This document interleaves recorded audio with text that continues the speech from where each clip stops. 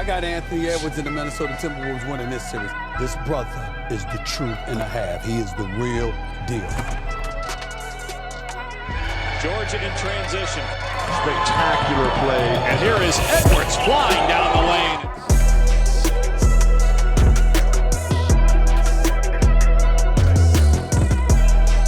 Stolen away. Edwards. And showtime. Whoa! And timeout called by the Eagles.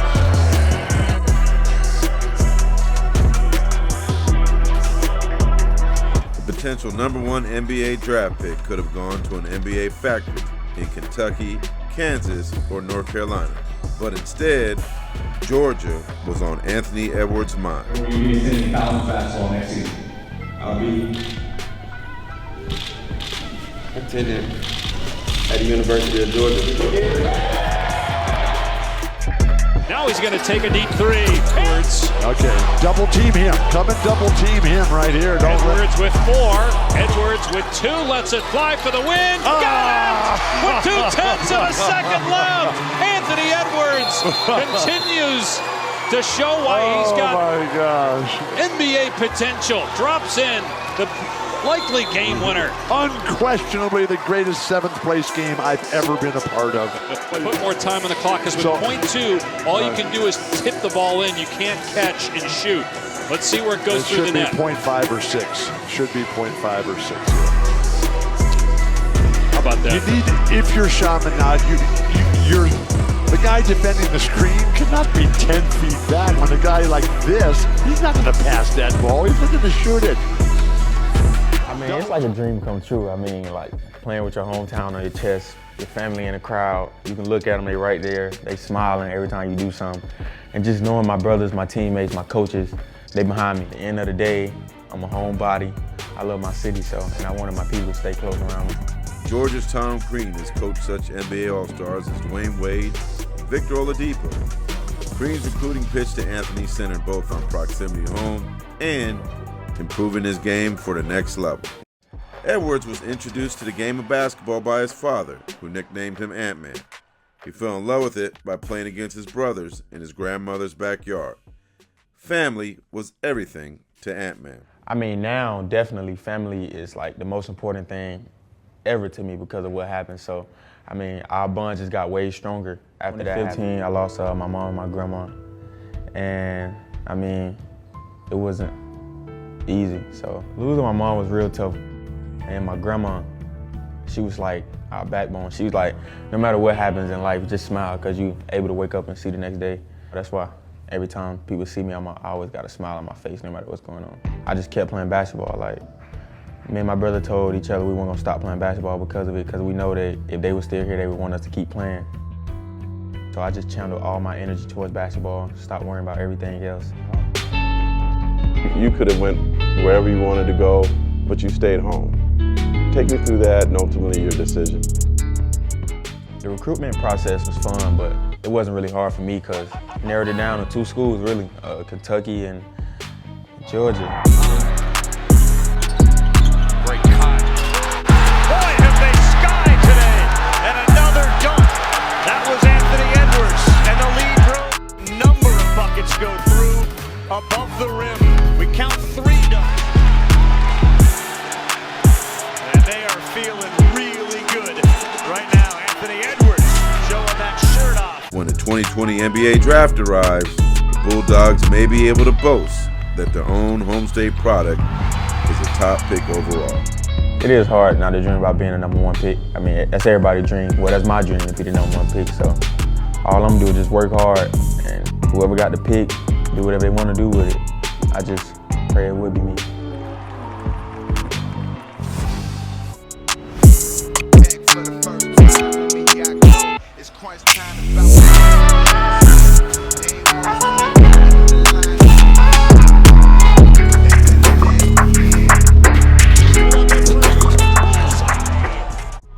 Personal GOAT in the first round. You're up 2-0 on the Denver Nuggets. We see the MJ shrug. We see the chatting back and forth with Kevin Durant. Edwards. Oh, Edwards! Oh, and so on, ladies and gentlemen. Oh, yeah. We're Where does your confidence come from? I've always been confident. I grew up like that, playing in the backyard with my older brothers, never being able to beat them. As I got older, I just got really good at it. What do people get wrong about you? A lot of people be calling me cocky, I think. I think that's the main thing. They be like, he's so cocky. It's not cocky, it's not arrogance. It's just, I'm just a confident person. I just think I'm the best in everything that I do.